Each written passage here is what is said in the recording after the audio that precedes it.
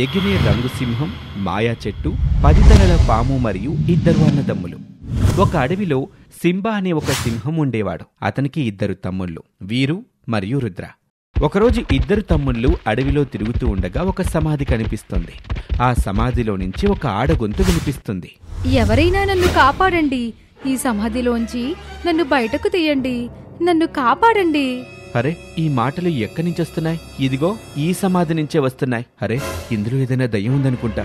లేదు, అలాంటిదేమీ ఉండదు. పాపం లోపల ఎవరు ఇరుక్కుపోయారనుకుంటా. పద, బయటకు తీద్దాం. వద్దు, నాకెందుకో భయంగా ఉంది. సింహాన్ని వయ్యుండి పిల్లిలాగా మాట్లాడతావేంటి? పద, వెళ్ళి బయటకు తీద్దాం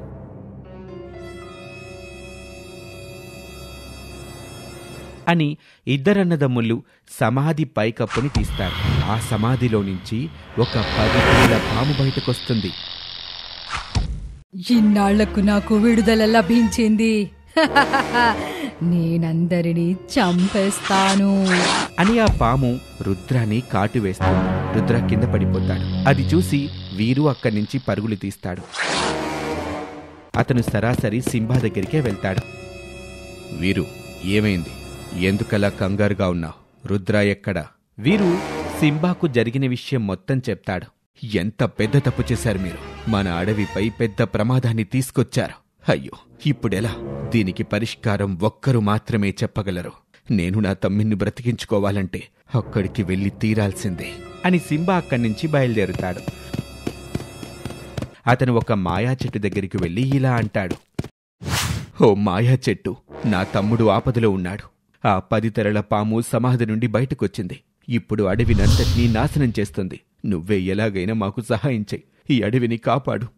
చింతించకు సింబా, అయినా నీ తమ్ముళ్ళిద్దరూ చేసింది చాలా పెద్ద తప్పు. ఆ దుష్టపాముని ఆపడం చాలా కష్టం. అందుకు మామూలు బలం సరిపోదు.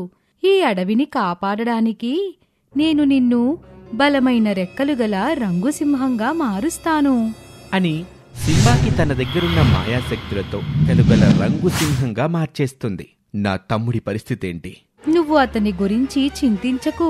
ఈ అడవికి తూర్పు దిక్కున ఒక లోయుంది. అక్కడ ఒక అద్భుతమైన చెట్టుంది.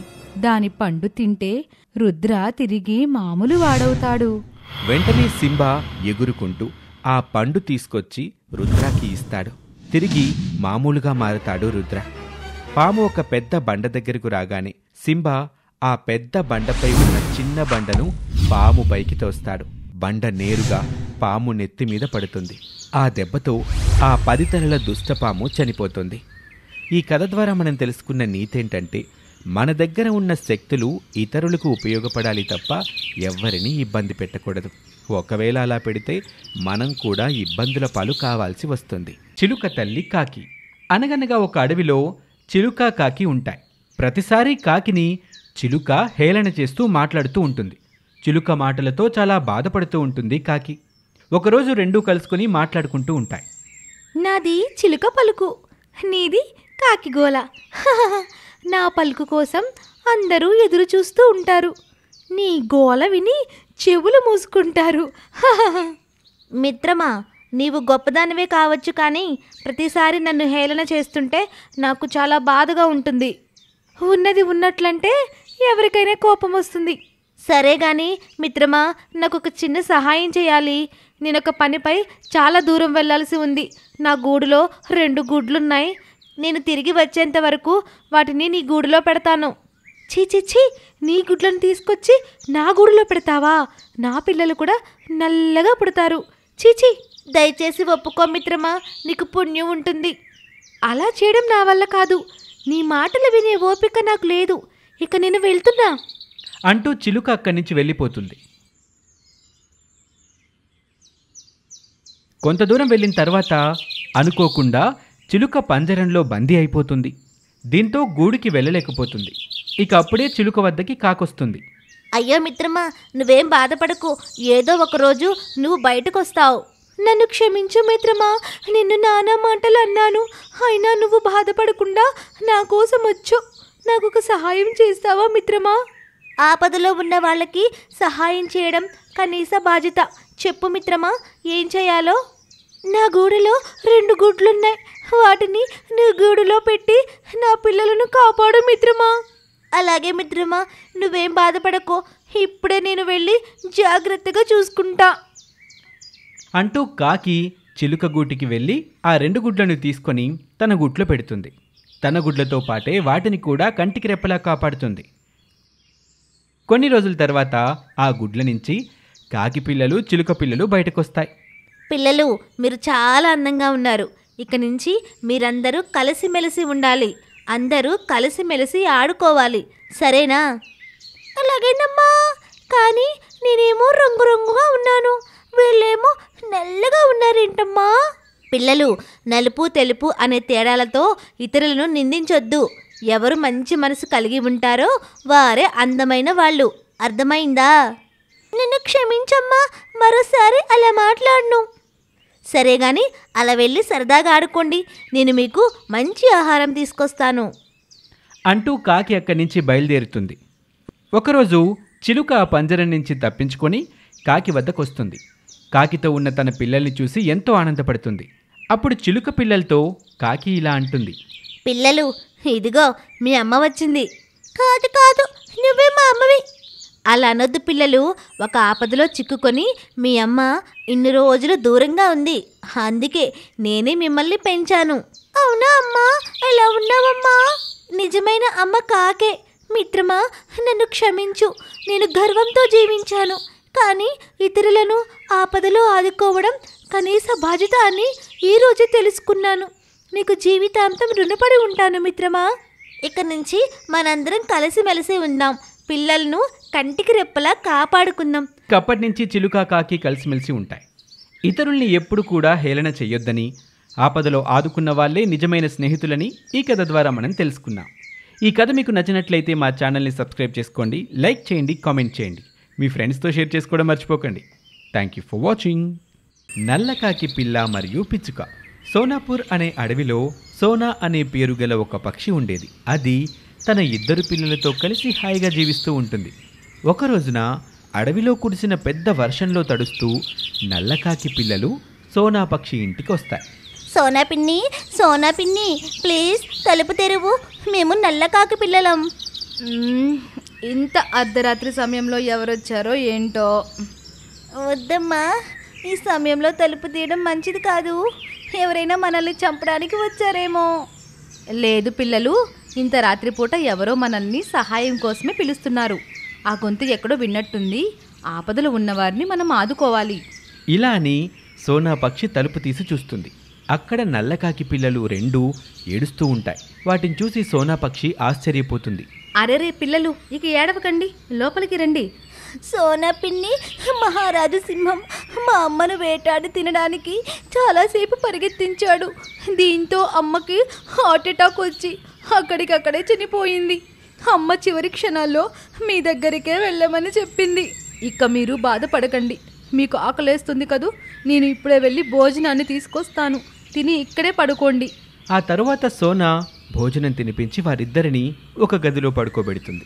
మరుసటి రోజు ఉదయమే అడవిలో ఉన్న పక్షులన్నీ సోనా ఇంటికి కోపంతో వచ్చి తలుపు తడుతూ ఉంటాయి. అప్పుడు ఆస్ట్రిచ్ పక్షి చాలా కోపంతో తలుపును కొడుతూ ఉంటుంది. సోనా, తొందరగా తలుపులు తీ, లేదంటే ఇప్పుడే తలుపులు పగలగొట్టి లోపలికి రావాల్సి వస్తుంది. వస్తున్నాను. ఎందుకలా అరుస్తున్నారు? తలుపులు పగలగొట్టే అంత అవసరం ఏమొచ్చిందని? ఆ నల్లకాకి పిల్లలు నీ ఇంట్లో ఉన్నారని సమాచారం అందింది. ఏదైనా అనుకోనిది జరిగితే ముందు వాళ్ళని ఇంట్లో నుంచి బయటికి పంపించు. అప్పుడు సోనా ఇలా సమాధానం చెప్తుంది. నేనలా ఎప్పటికీ చేయలేను. పాపం ఆ చిన్న పిల్లల తప్పేముందని. ఉన్న పలంగా అనాథ పిల్లల్ని ఎలా వదిలేయమంటారు? అప్పుడు చిలుక గర్వంతో ఇలా అంటుంది. చూడు సోనా, నువ్వు చూస్తే వేలడంత లేవు, కానీ మాటలు మాత్రం చాలా పెద్దగా ఉన్నాయి. నీకు ఆ మాత్రం తెలియదా? ఆ నల్ల కాకి మన జాతికి చెందినది కాదు అని. మానవత్వమే లేనప్పుడు ఈ కులాలు జాతులు ఉండి ఉపయోగమేంటి? మనకు ఉన్నట్టే వాటికి కూడా రెక్కలున్నాయి. అవి కూడా మనలాగే గాల్లో కూడా ఎగరగలవు. నేను వాళ్ళిద్దరినీ నా ఇంటి నుండి తరిమేసి ఆ పాపం మూటగట్టుకోలేను. నన్ను క్షమించండి. ఇక కోడిపుంజు ఎగురుతూ ఇలా అంటుంది. సోనా, అసలు నువ్వు ఏం మాట్లాడుతున్నావో అర్థమవుతుందా? మనకి వాటికి చాలా తేడా ఉంది. మన రెక్కలు చూడు, రంగురంగులతో అందంగా ఎలా ఉన్నాయో. మనం ఎంత వయ్యారంగా నడుస్తాం. మనలో ఎవరి వంటి మీద కూడా నల్లని చుక్క కూడా లేదు. నల్ల కాకుల్ని చూడు, వాటి రంగుతో పాటు వాటి బుద్ధి కూడా నల్లగానే ఉంటుంది. వీటికి ఇతరుల్ని ఇబ్బంది పెట్టడం తప్ప ఏదీ చేత కాదు. ఏది ఏమైనా నేను ఆ పిల్లలకి అన్యాయం చేయలేను. ఇక చాలు, మీరందరూ నా ఇంటి నుంచి వెళ్ళిపోండి. నువ్వు మా మాటని లెక్క చేయటం లేదు కదూ. చూడు, ఏదో ఒకరోజు ఆ నల్లకాకి పిల్లల వల్ల నీ పిల్లలు కూడా చెడు బుద్ధులు నేర్చుకుంటారు. అప్పుడు నీకు మా మాటల విలువ తెలుస్తుంది. ఇక పదండి, పోదాం అని కోడిపుంజు కోపంతో అంటుంది. ఇలా అనగానే పక్షులన్నీ కోపంగా తమ తమ ఇళ్లకు వెళ్ళిపోతాయి. రోజులు గడుస్తున్న కొద్దీ సోనా తన పిల్లలతో సమానంగా నల్లకాకి పిల్లల్ని కూడా బాగా చూసుకుంటూ ఉంటుంది. వాటికి చాలా మంచి బుద్ధులు నేర్పిస్తుంది. ఒకరోజు సోనా నలుగురు పిల్లలకి భోజనం తినిపిస్తూ ఉంటుంది. అమ్మా, ఈరోజు నాకు ముందుగా అన్నం పెట్టు. ప్రతిరోజు నువ్వు కాకి అన్నయ్యకి నాకన్నా ముందుగా అన్నం తినిపిస్తున్నావు. చూడమ్మా, మీ ఇద్దరి ఆలనా పాలనా చూడ్డానికి మీ తల్లి బతికే ఉంది. కానీ వాళ్ళిద్దరికీ ఈ ప్రపంచంలో ఎవరూ లేరు కదా. అందుకని ఇలాంటి వారిని ఆప్యాయంగా ప్రేమగా చూడాలి, సరేనా? చెల్లెళ్లకు మాత్రమే అందాల్సిన ప్రేమ మా వల్ల తగ్గుతుంది. అమ్మా, మీరు ముందుగా వారిద్దరికే తినిపించండి అమ్మా. నన్ను క్షమించన్నయ్య. అమ్మ మన నలుగురికి ముద్దలు కలిపి పెడుతుంది. ఇక నుంచి మేమిద్దరమే కాదు, మనం నలుగురు మా అన్నా చెల్లెలం. సరే సరే, ఇక తొందరగా తినండి, ఇంకా చాలా ఇంటి పని చేయాల్సి ఉంది. సోనా తొందరగా ఇంటి పని మొత్తం పూర్తి చేసి తన గదిలో పడుకోవటానికి వెళ్తుంది. తర్వాత నలుగురు పిల్లలు ఆడుకోవడానికి వెళ్తారు. కొద్దిసేపటి తర్వాత సోనా ఇంటిలో నుంచి మంటలు రావటం మొదలవుతాయి. అరెరే, మన ఇంట్లో మంటలు వ్యాపించాయి, తొందరగా పరిగెత్తండి, అమ్మని కాపాడుకోవాలి అంటూ నల్లకాకి పిల్లలు మంటల్ని చూసి ఆశ్చర్యంగా, అయ్యో మనం మమ్మీని ఎలా కాపాడుకుందాం అన్నయ్య, ఆ మంటని చూస్తుంటే చాలా భయం వేస్తుంది. నేను అమ్మని కాపాడుతాను. నేను కూడా అమ్మని కాపాడుతాను. నా ప్రాణం పోయినా పర్వాలేదు. ఇంటి బయట నుంచి అందరూ నీళ్లు పోయటం మొదలు పెడతారు. కానీ ఇంటి లోపలికి వెళ్లే ధైర్యం ఎవరికీ ఉండదు. అప్పుడే నల్లకాకి పిల్లలు రెండూ తల్లిని కాపాడడానికి ఆ మంటల్ని లెక్క చేయకుండా సోనా గది వరకు చేరుకుంటాయి. నీకేమి కాదమ్మా. అమ్మా తొందరగా లేమ్మా. పిల్లలు, మీరు ఇక్కడి నుంచి తొందరగా బయటికి వెళ్ళిపోండి, ఈ మంటల్లో చిక్కుకొని కాలిపోతారు. సోనా పక్షి ఇలా అని మూర్ఛపోతుంది. తర్వాత కొద్దిసేపటికి కళ్ళు తెరిచి చూస్తే పక్షులన్నీ ఉంటాయి, కానీ నల్లకాకి పిల్లలు మాత్రం ఎక్కడా కనిపించవు. అప్పుడు సోనా ఇలా అంటుంది, అయ్యో, నా పిల్లలు ఎక్కడున్నారు? అరే సోనా, నీ ఇద్దరి కూతుళ్ళు ఇక్కడే ఉన్నారు కదా, ఇంకా ఎవరి గురించి మాట్లాడుతున్నావు? మీరు అంతగా నటించకండి, నిజం చెప్పండి, వాళ్ళిద్దరికీ ఏమైంది? అన్నయ్య వాళ్ళిద్దరూ నిన్ను కాపాడి వాళ్ళు మంటల్లో కాలిపోయారమ్మా. వాళ్ళకి మనకి లేరమ్మా. నువ్వు క్షేమంగా ఉన్నావు కదా, అది చాలు అని అక్కడే ఉన్న చిలుక అంటుంది. అప్పుడు సోనా పక్షి ఇలా అంటుంది, అంతా సర్వనాశనం అయిపోయింది. నేను మూర్చబోకముందు నువ్వు నిప్పు రవ్వ తీసుకొచ్చి నా ఇంట్లో వేయడాన్ని నేనే స్వయంగా చూశాను. కానీ నా పెంపకం మంచితనం వల్ల కాకి పిల్లలు సైతం మారిపోయారు. అప్పుడు చిలుక తడబడుతూ ఇలా అంటుంది, ఏం మాట్లాడుతున్నావు సోనా? ఆ నల్ల కాకి పిల్లలపై ప్రేమ ఎక్కువై పిచ్చి పట్టినట్టుంది. మీరు ఎప్పటికీ ఆ నల్ల కాకి పిల్లల గొప్పతనాన్ని తెలుసుకోలేరు, వాళ్ళలాగా ఆలోచించలేరు. అందరూ వెంటనే నా ఇంటి నుండి వెళ్ళిపోండి. ఇలా అని సోనా అందరినీ బయటకు గెంటి వాళ్ళ మొహంపైనే ధడేల్మంటూ తలుపుని వేసేస్తుంది. అప్పటినుంచి నల్లకాకి పిల్లలను గుర్తు తెచ్చుకుంటూ తన ఇద్దరు పిల్లలతో జీవనాన్ని సాగిస్తూ ఉంటుంది సోనా. ప్రమాదం ఎదురైనప్పుడు భయంతో పారిపోకుండా ధైర్యంగా ఉండి సమయస్ఫూర్తితో బయటపడాలని ఈ కథ ద్వారా మనం తెలుసుకున్నాం. ఈ స్టోరీ మీకు నచ్చినట్లయితే మా ఛానల్ని సబ్స్క్రైబ్ చేసుకోండి, లైక్ చేయండి, కామెంట్ చేయండి, అలాగే మీ ఫ్రెండ్స్తో షేర్ చేయండి. Thank you for watching. Thank you.